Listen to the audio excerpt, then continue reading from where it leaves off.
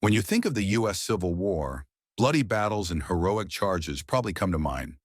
But what happened after the fighting was often just as terrifying. Medical care in the 1860s was brutal, primitive, and downright horrifying by modern standards. From unsanitary surgical tools to treatments that did more harm than good, Civil War medicine was a waking nightmare for thousands of soldiers. It wasn't just the bullets that killed, it was the doctors, the diseases, and the desperate lack of knowledge. In this video, we're diving into 10 terrifying medical facts that reveal the dark, often overlooked side of the Civil War. Facts that are not for the faint of heart. If you're fascinated by the gritty truth behind Old West history and beyond, make sure to hit that subscribe button and ring the bell so you never miss another shocking story from America's past. Let's get into it. Drunken surgeons. Alcohol played a significant role during the Civil War, especially in field medicine. It was commonly used as an anesthetic during surgical procedures, most notably amputations. But what started as a medical necessity often turned into routine overuse. Soldiers burdened by stress and fear would take a small drink to calm their nerves. Unfortunately, this habit extended to some of the medical staff as well, including surgeons. One notable account comes from Phoebe Yates Pember, a hospital matron for the Confederacy. She once wrote about a soldier who arrived at her facility after his ankle had been badly injured by a train. Although a doctor had already treated the man, Pember noticed something was off. The leg that had been bandaged appeared completely uninjured. The other leg, however, was discolored and swollen, the actual site of the injury. The surgeon, likely impaired by alcohol, had mistakenly treated the wrong limb. The delay in proper care ultimately led to the man developing a serious infection and passing away shortly afterward. Stories like these weren't isolated incidents. Due to easy access to whiskey and brandy, often stored for medicinal purposes, it wasn't unusual to find officers, surgeons, and even high-ranking officials impaired in the line of duty. During the First Battle of Bull Run, a group of medical aides and civilian volunteers were assigned to help retrieve wounded soldiers from the field. Instead, they reportedly consumed large quantities of the whiskey meant for treatment and became unable to perform their responsibilities. Many of the injured were left behind as a result. These examples highlight how alcohol, while intended to ease suffering, sometimes led to serious lapses in judgment and care. Adding another layer of hardship to an already devastating conflict, unqualified doctors.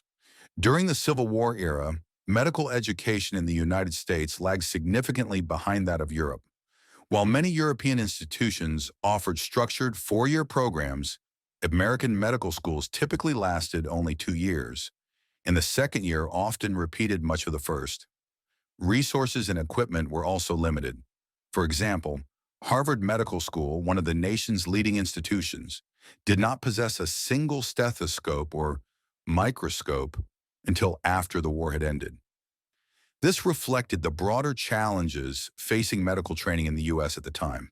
As a result, many Civil War surgeons entered service with minimal hands-on experience. Some had never performed a surgical procedure before, and most had little to no familiarity with treating traumatic injuries, such as those caused by battlefield weapons. The situation was further complicated by a shortage of trained medical personnel. At the outbreak of the war, the Union Army had only 98 doctors on staff, while the Confederate Army had just 24. As casualties quickly mounted into the thousands, both sides were forced to accept almost anyone who claimed to have medical knowledge. In many cases, these individuals relied heavily on a single publication, Dr. Samuel Gross's Manual of Military Surgery. This text became a key reference for countless field surgeons, guiding them through procedures and treatments under extreme pressure and with limited supplies. Together, these challenges illustrate how unprepared the medical field was for the scale and severity of the Civil War, and how both armies had to adapt quickly, often with limited training and resources. Working around the clock. The challenges faced by Civil War medical staff went far beyond a lack of formal training. One of the most pressing problems was the overwhelming shortage of qualified personnel. This shortage often turned already dire situations into full-scale medical crises. Melvin Walker of the 13th Massachusetts Infantry recalled the conditions at a division hospital where he was treated. He described surgeons working nonstop for 36 hours, without rest, proper meals, or adequate assistance. Fatigue, hunger, and the emotional toll of nonstop care left even the most dedicated doctors physically and mentally exhausted. After the Battle of the Wilderness in 1864, an estimated 7,000 wounded soldiers were transported to Fredericksburg for treatment.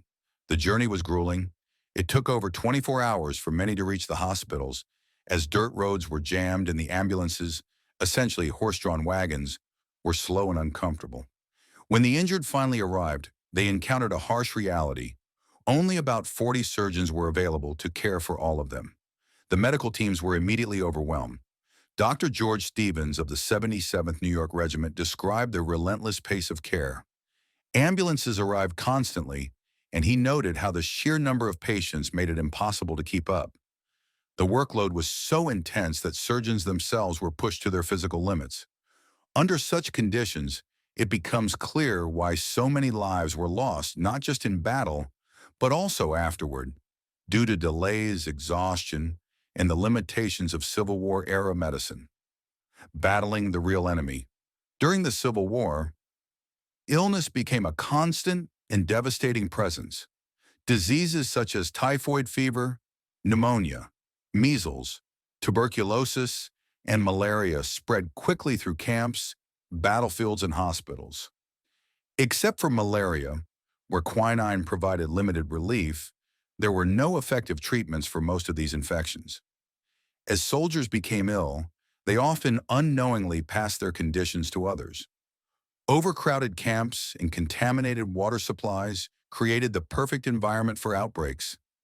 Streams and wells used for drinking and washing were soon polluted, leading to the rapid spread of additional illnesses, particularly dysentery.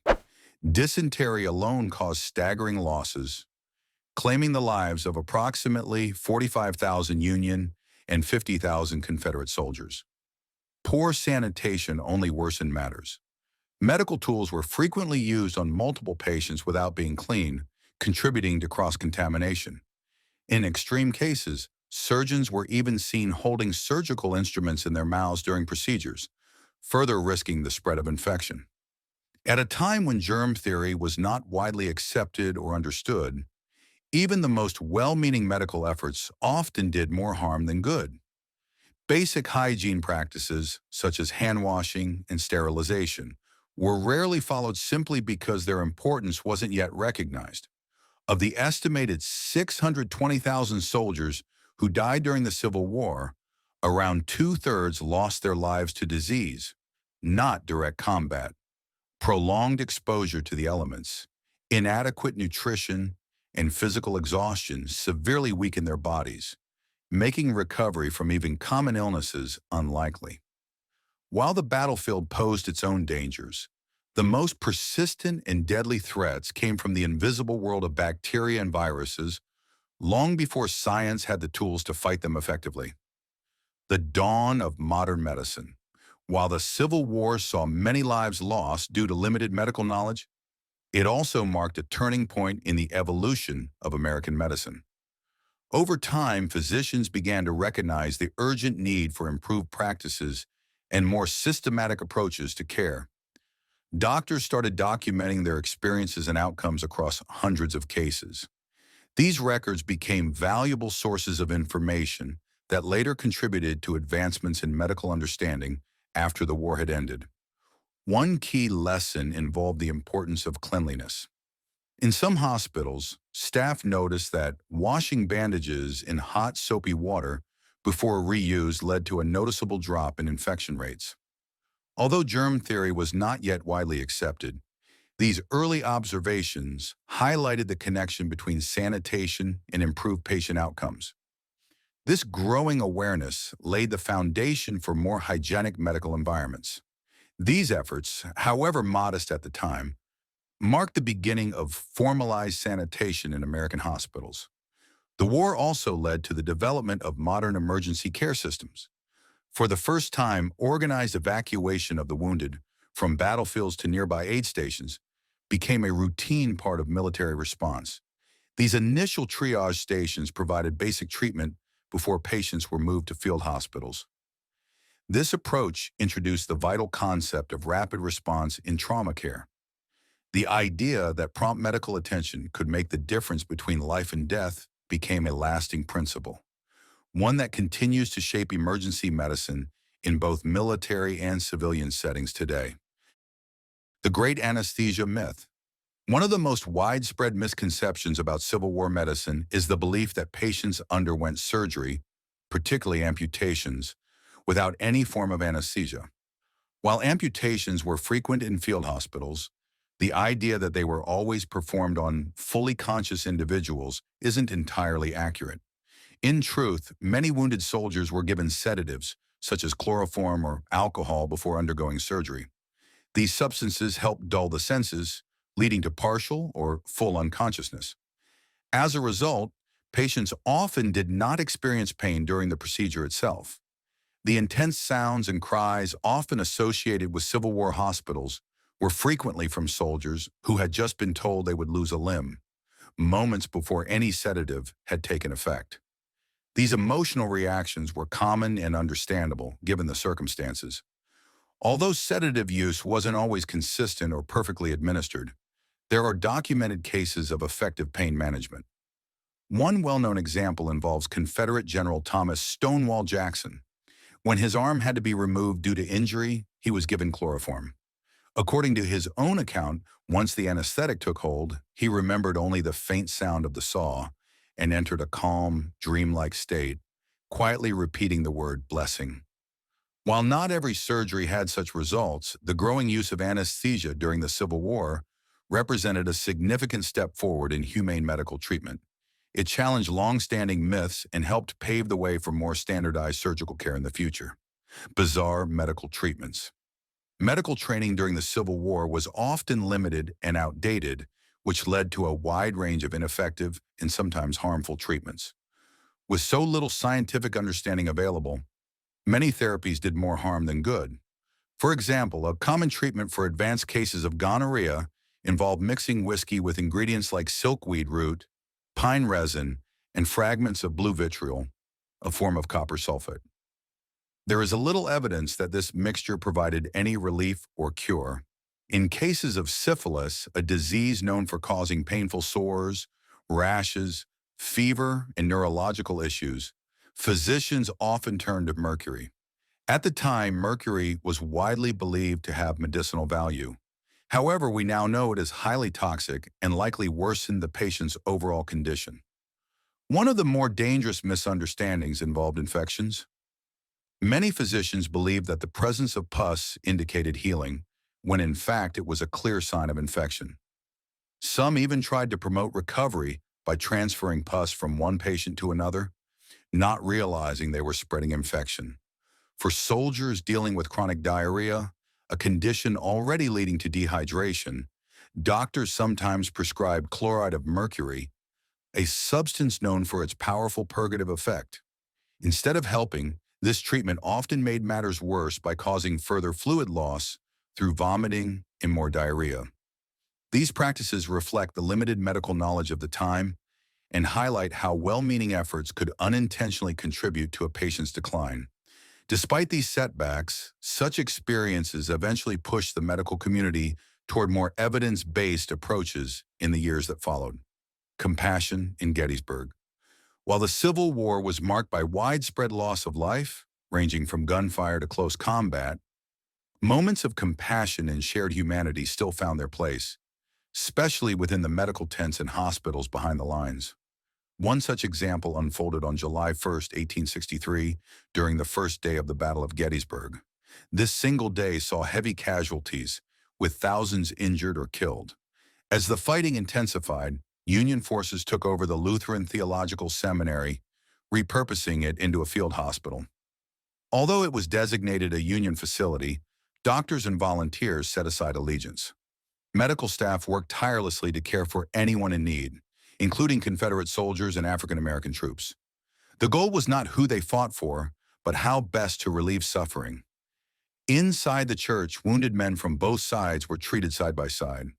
For days at a time, they recovered next to one another, sharing the same space, the same air, and the same hope for healing.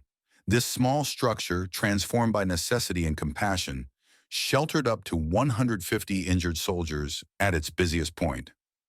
Remarkably, the seminary hospital continued to serve wounded men well after the fighting ceased. As late as August 3rd, over a month after the battle, 78 patients still remained, testament to the care and perseverance of those who sought to heal rather than divide. Dr. Mary Walker. Dr. Mary Walker's story is not just one of sacrifice and bravery, but also one of groundbreaking achievement that changed the course for women in medicine. A trailblazer in every sense, Doctor. Walker was among the first women in the United States to earn a medical degree. After completing her education, she chose to serve her country during the Civil War, heading straight to the front lines where she worked in makeshift hospitals in places like Warrenton and Fredericksburg, Virginia. In 1863, Dr. Walker's career took another remarkable step forward when she was assigned to Tennessee. There, General George H. Thomas appointed her as an assistant surgeon in the Army of the Cumberland. This appointment was revolutionary. Dr. Walker was the first woman ever to hold such a position in the U.S. Army, defying the conventions of a deeply male-dominated medical and military field. However, her dedication came at great personal cost. In April of 1864, Dr. Walker was captured by Confederate forces. For 4 months, she endured the harsh conditions of imprisonment in Richmond, Virginia. Yet her resolve never wavered. After being released, Dr. Walker continued to serve with distinction, taking on new responsibilities. She supervised a hospital for female prisoners and worked in an orphanage, demonstrating an unyielding commitment to both the wounded soldiers and civilians caught in the crossfire of war. Her contributions were not limited to medical care alone. In 1864, she also became an acting assistant surgeon with the Ohio 52nd Infantry, another unprecedented achievement for a woman at that time. In a profession where women were rarely seen and never in such authoritative roles, Dr. Walker's leadership and expertise were undeniable. Dr. Walker's service to the nation did not go unrecognized. After the war ended in 1865, she became the only woman to ever receive the Medal of Honor, the nation's highest military decoration. The award acknowledged her tireless service and unflinching commitment to the soldiers she treated. Dr. Walker wore her Medal of Honor with immense pride for the rest of her life, a symbol of her invaluable contributions and a testament to the barriers she broke down for future generations of female physicians. She continued to wear the medal daily until her death in 1919, a reminder of the immense impact she had on both medicine and the role of women in the military. Dr. Walker's legacy endures, not only as a pioneering doctor, but as a symbol of courage and resilience. She remains to this day the only woman in history to have received the Congressional Medal of Honor, a distinction that speaks volumes about her remarkable life and enduring influence. Makeshift hospitals. During the Civil War, medical professionals faced extraordinary challenges, and many chose to perform surgeries outdoors for practical reasons. One significant advantage of this was the ability to use natural daylight, which was far superior to the dim and often unreliable light provided by candles. The outdoor environment also helped mitigate the overwhelming odor of decaying flesh, a constant byproduct of battlefield injuries and the lack of modern sanitation. However, this decision came with its own set of complications. With surgery happening in the open, many procedures took place in full public view. This was not only distressing for the soldiers undergoing treatment, but also for those who had to witness the often grisly operations. Privacy was virtually non-existent, and the visibility of the wounded in the surgeries performed added to the chaotic and unsettling atmosphere that defined field hospitals. Moreover, the conditions of the makeshift hospitals were far from ideal. In a time before advanced medical technology, these facilities were hastily constructed, often in barns, churches, or other available buildings, and the crowded, unsanitary conditions within them were deplorable. These hospitals, overwhelmed with patients and lacking basic hygiene standards, became breeding grounds for further illness. The inability to maintain cleanliness, combined with the poor infrastructure and overcrowded conditions, contributed significantly to the spread of infections. As a result, many soldiers who survived the initial battle injuries succumbed to infections and diseases acquired within the hospital. The lack of adequate medical facilities meant that the wounded were often left to suffer in conditions that were unfit for any human being. Infections spread rapidly, and without the necessary care or resources, many died from conditions that could have been treated under more favorable circumstances. The dire living conditions in these temporary hospitals, coupled with the shortage of medical personnel and supplies, ultimately led to a high mortality rate, which was tragically common during the war. In many ways, the field hospitals of the Civil War served as a stark reminder of the limitations of medical knowledge and infrastructure at the time.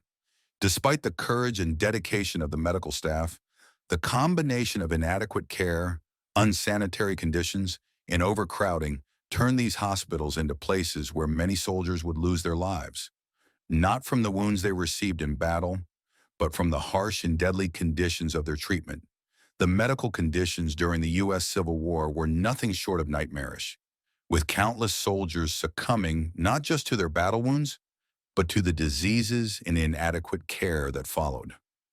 These terrifying medical facts remind us of the extraordinary challenges faced by those who lived through this turbulent time. From primitive surgical practices to the horrifying spread of disease, the Civil War's medical history is a stark reminder of how far we've come in the field of medicine.